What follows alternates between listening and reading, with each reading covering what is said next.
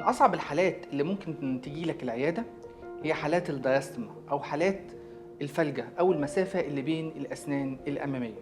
ربنا سبحانه وتعالى خلقنا بنسب معينة للأسنان، فلازم وأنا بعمل الحالة دي أو وأنا بصمم الابتسامة دي أكون حاطط في حساباتي إن أنا التركيبة النهائية بتاعتي أو الفينيرز أو الكراونز اللي أنا هعملها حسب الحالة، بحيث إن الحالة في الآخر بعد ما نعمل في المسافة بتبقى النسب دي مظبوطة.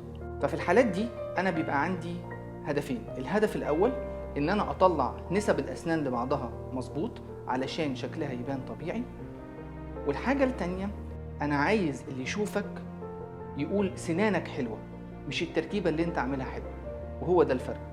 هما دول الهدفين اللي ببقى حاططهم قدام عيني وأنا بعمل حالات الدايستما.